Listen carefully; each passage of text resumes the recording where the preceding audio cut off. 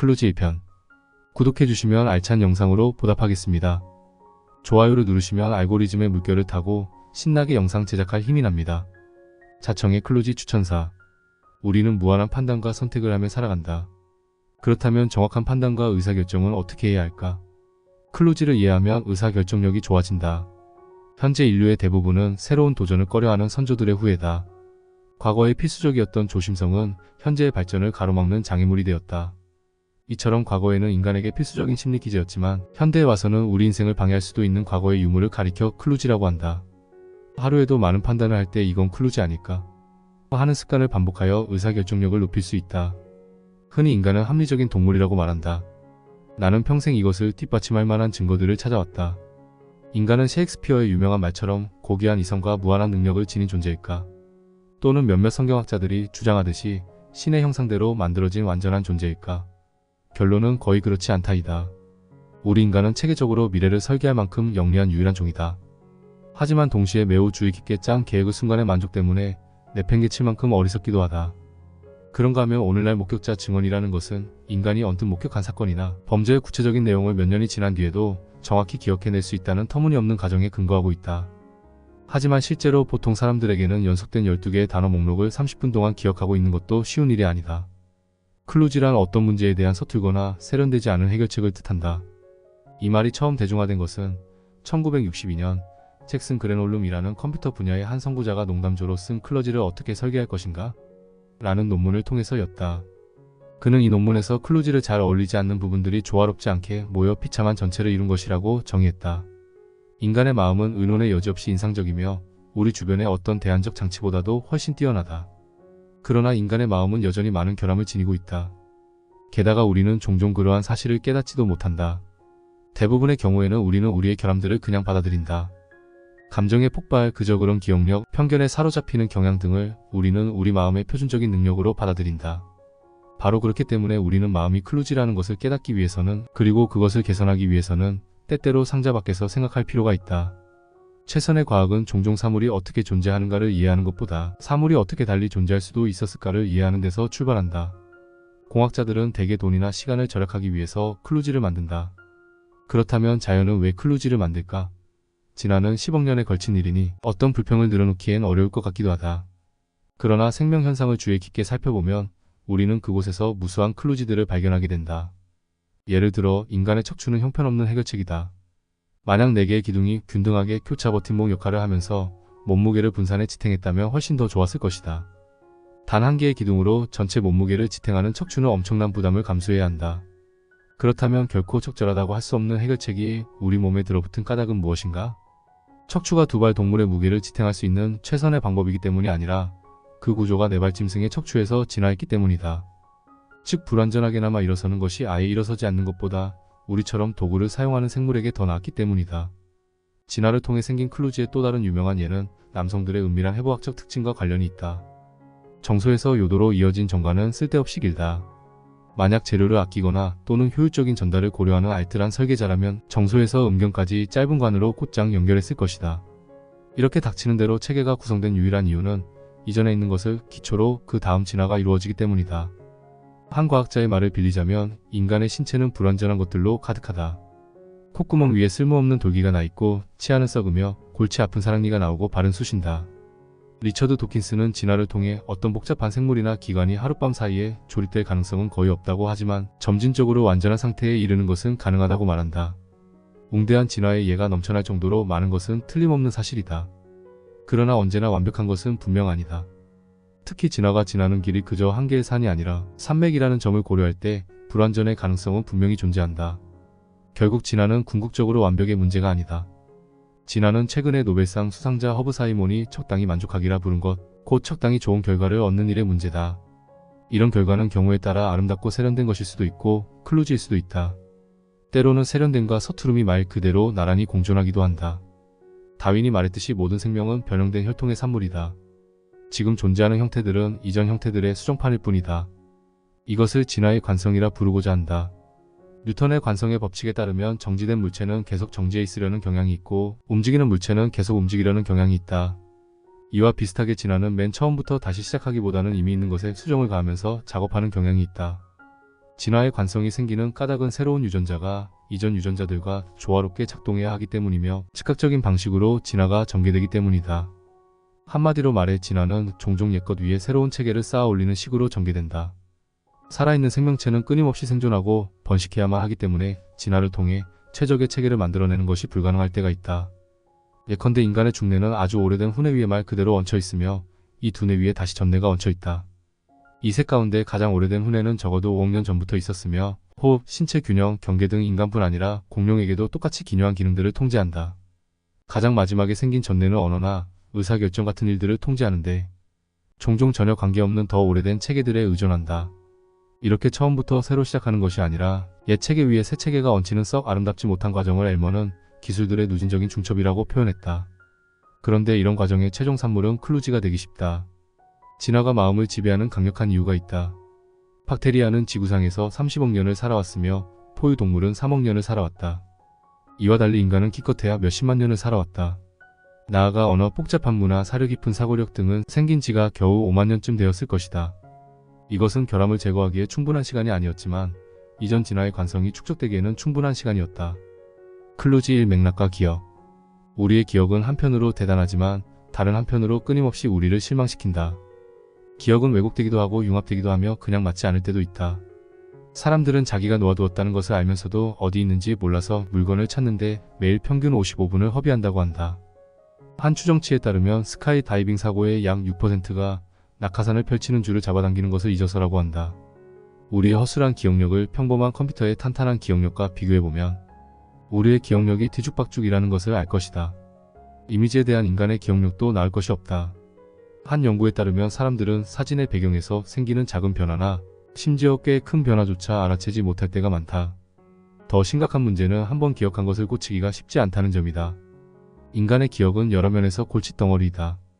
인간은 컴퓨터처럼 원하는 어떤 정보가 정확히 어디에 저장되어 있는지 거의 알 수 없다. 만약 우리가 컴퓨터처럼 우편번호 기억을 가지고 있었다면 그것은 무시무시할 정도로 유용했을 것이다. 우편번호 기억 대신에 우리는 일종의 맥락 기억을 지니고 있다. 우리는 어떤 것을 기억 속에서 끄집어내기 위하여 맥락이나 우리가 찾는 것이 무엇인지를 넌지시 알려주는 단서를 사용한다. 이것은 우리가 특정 사실을 필요로 할 때마다 마치 우리 자신에게 다음과 같이 말하는 것 같다. 뇌야 안녕? 귀찮게 해서 미안한데 1950년에 일어난 전쟁에 관한 기억이 필요하거든. 나한테 뭐 줄 것 없니? 때때로 우리의 뇌는 고맙게도 원하는 정보를 빠르고 정확하게 제공해준다. 만약 내가 영화 기생충을 제작한 감독의 이름이 뭐냐고 묻는다면 여러분은 아마도 순식간에 정답을 말할 것이다. 우리는 보통 여러가지 단서를 사용해 우리에게 필요한 것을 기억 속에서 끄집어낸다. 그리고 일이 잘 굴러갈 때는 필요한 구체적인 정보가 머릿속에 그냥 탁 떠오른다. 우리의 기억 체계에도 몇 가지 명백한 장점이 있다. 우선 맥락 의존적인 기억은 컴퓨터처럼 모든 기억을 똑같이 취급하는 대신에 우선순위를 매긴다. 그래서 자주 일어나는 것, 우리가 최근에 필요로 했던 것, 지금과 비슷한 상황에서 이전에 중요했던 것 등을 한마디로 말해 우리에게 가장 유용할 가능성이 큰 정보를 가장 빨리 머릿속으로 불러낸다. 나아가 맥락 의존적인 기억은 빠르게 병렬로 탐색될 수 있다. 이것은 뉴런이 디지털 컴퓨터의 메모리 칩보다 수백만 배 느리다는 점을 보상하는 좋은 방법이 될 수 있다. 우리에게 필요한 것을 기억 속에서 찾기 위해 중요한 것은 우리 자신에게 올바른 질문을 던지는 일이지 뇌 속 특정 세포 집단을 찾아내는 일이 아니다. 이것이 어떻게 작동하는지를 확실히 아는 사람은 없다. 가장 그럴듯해 보이는 추측은 들어오는 조회가 맞으면 우리 뇌의 기억들이 그냥 알아서 반응하는 식으로 자율적으로 작동하리라는 것이다. 물론 찾는 것이 어디에 있는지 미리 아는 것이 아니라 찾는 것과 일치하는 것을 뽑아내는 방식에서는 항상 옳은 기억이 반응하리라는 보장이 없다. 이처럼 맥락 기억의 고유한 단점은 신뢰성과 관련된 것이다. 인간의 기억은 뇌 속의 위치가 아니라 단서를 중심으로 매우 강력하게 조종되기 때문에 쉽게 혼동이 일어난다. 내가 어제 아침에 무엇을 먹었는지 기억하지 못하는 까닭은 어제 아침 식사가 그제 아침 식사나 또 그 전날 아침 식사와 너무 쉽게 혼동되기 때문이다. 때로는 우리에게 도움이 되기도 하고 때로는 방해가 되기도 하는 맥락의 강력한 효과는 기억의 출력 펌프를 예비하는 일을 통해 이루어지기도 한다. 예컨대 의사라는 단어를 들으면 간호사라는 단어를 인식하기가 쉬워진다. 또 영화나 배우 이름이 재리하면 맥가이어가 생각나는 것처럼 맥락 기억의 또 다른 결과는 우리가 들은 또는 보거나 만지거나 맛을 보거나 냄새를 맡은 거의 모든 정보가 좋든 싫든 몇 가지 다른 기억들을 촉발한다는 것이다. 소설가 마르셀 프루스트가 비자의적 기억이란 말을 만들어냈는데 이것을 알고 있었을 것이다. 잃어버린 시간을 찾아서에 나오는 회상들은 모두 맛과 냄새가 결합된 딱 하나의 자극을 의식한 뒤에 촉발된 것이기 때문이다.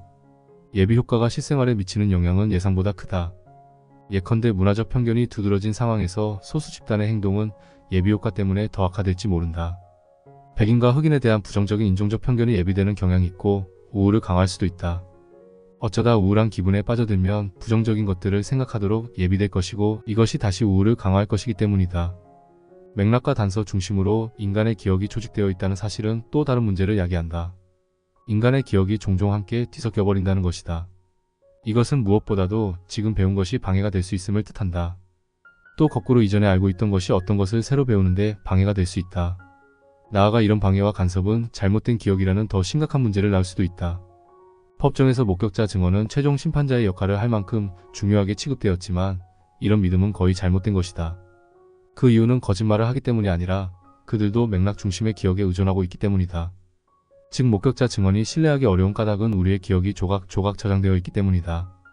다시 말해 기억들의 위치를 확인하고 그것들을 정돈하기에 적합한 체계가 존재하지 않기 때문에 그것들의 인출은 맥락의 영향을 받게 된다. 우리 조상들은 거의 언제나 즉각적인 결정이 필요한 상황에서 살았다. 그 이유는 우리가 컴퓨터로서가 아니라 말 그대로 행위자로서 진화했기 때문이다. 우리는 행동하는 유기체 세계를 지각하고 그것에 반응해 행동하는 존재다. 그리고 이런 사정 때문에 정확성보다는 속도를 중시하는 기억체계가 발달했다. 기억의 결함과 관련해 일종의 보상 효과가 전혀 없는 것은 아니다. 예컨대 프로이트가 자유현상이라고 부른 것은 우리에게 많은 즐거움을 선사할 수 있다. 우리는 즐거운 마음으로 기억의 조각들을 쫓아갈 수 있으며 문학이나 시를 짓는데 이것을 활용할 수도 있다. 만약 연쇄적으로 떠오르는 이런저런 생각들이 여러분의 상상력을 자극하거든 마음껏 즐거라. 결론적으로 말해 신속하지만 신뢰하기 어려운 맥락 기억을 토대로 우리의 추론 능력이 발달했다는 사실은 어떤 이상적인 타협의 산물이 아니고 역사적 사실이다. 추론에 사용되는 두뇌 회로가 왜곡될 수 있는 기억을 가지고 작업하는 까닭은 그것이 진화를 통해 생겨난 유일한 기억 체계이기 때문이다. 클로지 이 오염된 신념. 사람들은 막연한 일반론을 과잉 해석하여 실제로는 그렇지 않은데도 마치 그것이 자기 자신에 대한 것인 양 믿는 경향이 있다. 우리 인간이라는 종은 너무 쉽게 속아 넘어간다. 인간이 신념을 가지고 있을 때는 그 신념이 어디서 생겼는지 그리고 그것을 지지하는 증거들이 얼마나 강력한지에 대해 명확히 이해하고 있어야 할 것이다. 하지만 우리는 종종 이런저런 신념들이 어디에서 비롯되었는지 알지 못하며 우리가 부적절한 정보의 영향을 얼마나 크게 받는지도 전혀 눈치채지 못한다. 예를 들어 대학생들은 잘생긴 교수가 가르치기도 잘한다고 평가하는 경향이 있다. 우리는 어떤 사람에 대해 한 측면에서 긍정적인 느낌을 받으면 그 사람의 다른 속성들까지 긍정적으로 평가하는 경향이 있다. 이것을 후광효과라고 부른다. 또한 우리가 어떤 사람에 대해 부정적인 특성을 발견하면 그 사람의 나머지 부분도 부정적일 거라 추측한다. 이것을 갈퀴효과라 한다. 또한 초점 맞추기 착각이라고 불리는 현상은 단순히 사람들의 주의를 이런저런 정보로 돌림으로써 사람들의 생각을 조작하는 일이 얼마나 쉬운지를 보여준다. 단내림 효과. 실험에서 심리학자 아모스 트보스키와 다니엘 카너먼은 1에서 100까지의 숫자가 적힌 원판을 돌리면서 피험자들에게 이 원판 돌리기의 결과와 아무 상관이 없는 질문을 던졌다. 유엔에 가입한 아프리카 국가들은 몇 %인가요? 대부분의 참가자들은 답을 확실히 알 수가 없어서 어림짐작을 해야 했으므로 이것은 꽤 공평한 과제였다. 그러나 이들의 추정치는 원판의 숫자에 따라 큰 영향을 받았다. 원판의 숫자가 10이었을 때 유엔과 관련된 질문에 대한 대답은 평균적으로 25%였다. 그러나 원판이 65를 가리켰을 때 대답은 평균 45%였다. 단내림과 조종이라고 알려진 이 현상은 여러 곳에서 관찰된다. 단내림 효과가 심리학자들의 큰 관심을 끈 것은 사실이지만 이것이 주변 정도 또는 심지어 전혀 무관한 정보가 신념과 판단에 영향을 미칠 수 있음을 보여주는 유일한 사례는 아니다. 한 실험에서 펜이 입술에 닿지 않도록 가볍게 펜을 치아로 문 사람들은 입술을 오므려 펜을 문 사람들보다 제시된 만화를 더 재미있다고 평가하였다.